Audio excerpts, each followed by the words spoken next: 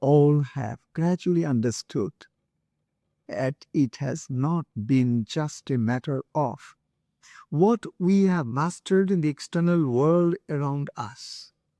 But there is something more powerful, more deeper, and more impactful in our life that decides the course of destiny every day of each one of us, and that happens to be nothing but the world inside of us, the inner world.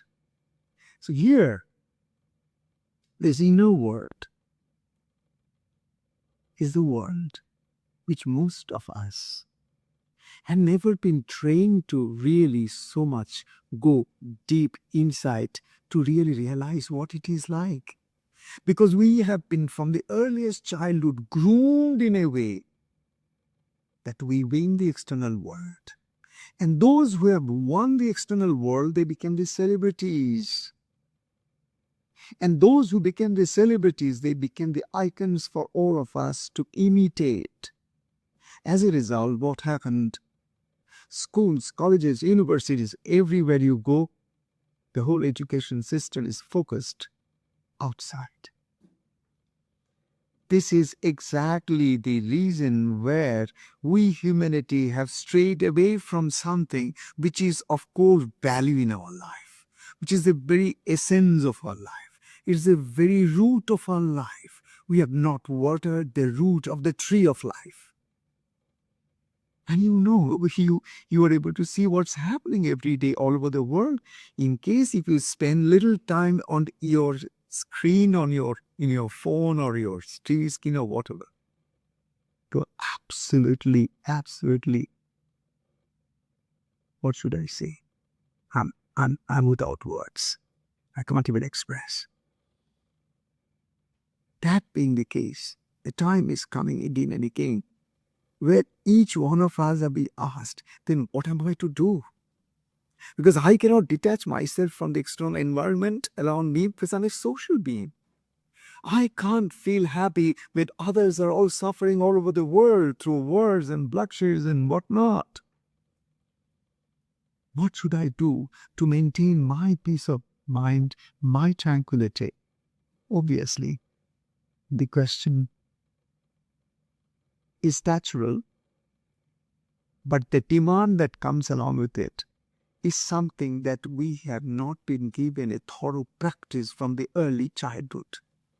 Maybe we were not even given that particular grooming when we were like small little baby in the womb of the mother, because when the womb of the mother where the baby is there, whatever the mother thinks, whatever anxiety she's going on and through, whatever the relationship between the husband and wife, all of it soaks into the very tiny developing brain of that child, and with which the child is born. And then again the environment in which the child found itself, then over a period of time they became once again a spongy mind that absorbed all of it. As a result, every one of us are conditioned beings of our circumstances and our social life, our family life, where we simply grew from age to age, going through diverse experiences in our daily life.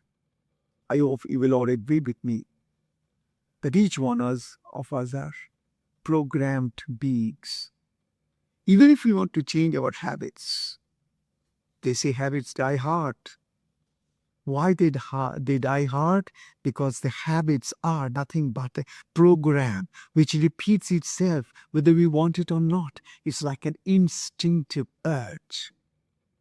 Here the question comes then is, how do we reprogram our brain? Because ultimately the brain needs to be retrained, reorganized, reprogrammed. If we don't train our brain to be something that can really be least reactive but more responsive, that could be more of not just an instinctive being, but someone who is also at the same time open to the higher wisdom of intuition and intuitive feelings of the heart. Each of this is a true progression, is a true progress in human endeavor to gradually grow in terms of what we call as evolution of consciousness. Each human, every one of us, are evolving through our practices, through our experiences, through our interactions, through what we are doing every day, and each of our conversations that are going on inside of us, whatever we are talking inside of us, others may not listen to it, but know it or not, all the cells of our body listen to it. And accordingly, they get either positive vibrations of light, or they are again and again thrown into the dungeons of gloom and darkness and negativity. All through our conversation. What are we thinking of ourselves? What are we thinking of others? What is my self-esteem and what is the estimation of this world around? My point that I'll straight away come to is that last time when I talked with you, I talked about two practices and they were related to the breath. The beauty is this, that from time immemorial, again if I see, then I'll find the yogis, those who could connect their individual soul with the cosmic soul. Those who could possibly receive the light of that ultimate enlightened consciousness. They spoke at different times of the history of humanity, but if you see them, read them, each of these great masters who had come like beacons of light for the whole of humanity, they brought one single message to all of us. Until such time, you have a calmed mind.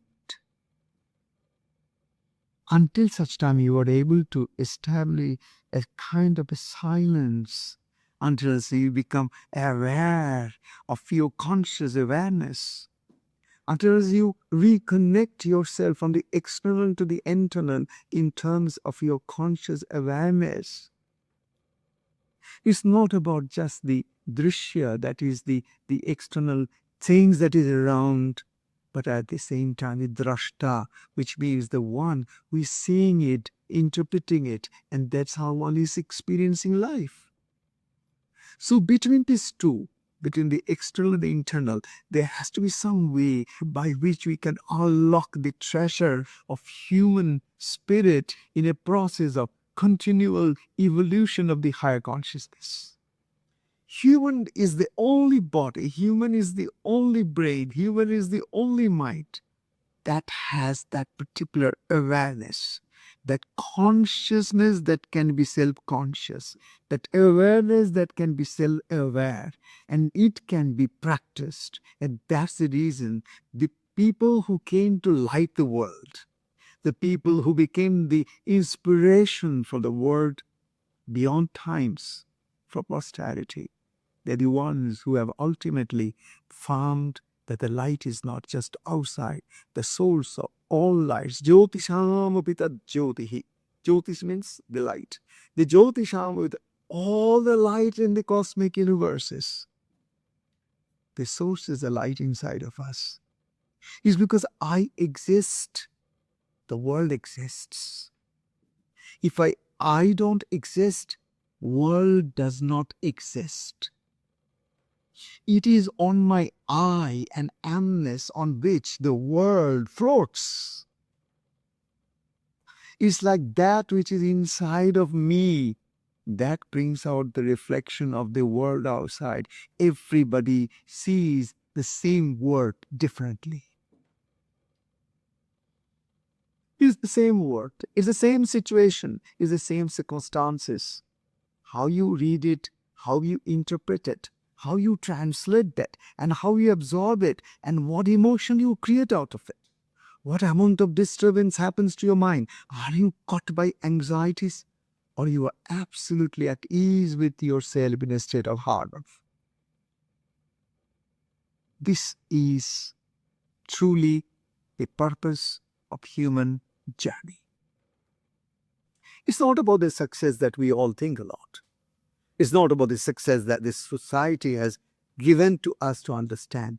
It is the success. Am I able to bridge the inner and the outer? If yes, how? So last time we practiced two of the beautiful, pranayamas. Pranayamas means prana is that vital energy with which each and every cell of our body is every moment functioning. So this pranayama practice is nothing but where we are able to be conscious of something which to us represents that spirit soul, that which is eternally in the presence, in the present moment. Your prana, your breath is always present moment. You cannot breathe the past breaths. You cannot breathe the future breaths. Your prana is eternally in the present. So when you connect to your breathing, through that you are slowing down your mind. And when you slow down your mind, you are moving from the two polarities, that is the past and the future. Past which still bothers you, future still an imagination, you keep on harping on it. So all of it, again, is a matter of a state of mind which gradually transcends the polarities to a point where the breath is and always being the most favorite of the yogis of the world. Yogis mean those who connected to that eternal. The yogis of the world, the practitioners of that path of spirituality, they found that the key is in the breath. So breath works. They found it works today all over the world. In the corporate world, where it's just hard matter and material stuff of life, even there, the best of the corporate giant companies, they have all introduced this mindfulness, training for the executives so that their stress is reduced and their clarity is enhanced so that they can work as a team with much more ease and create wonders for the company that they are representing. All of it again and again, it comes down to one point: calm state of mind that can grant us that clarity. And that calmness come. You force your mind to be calm, it will become more restless. But you can always connect to your breath. Instantly the mind will slow down. Because the moment you come to your breath, it is in the present. And the moment you are connecting to the present, you are in tune with the presence of the universe. And when you are in tune with the presence of the universe, that's your breath, your prana, your essence, your being, you are gradually transforming all the vibrations into a higher vibration, into a higher frequency.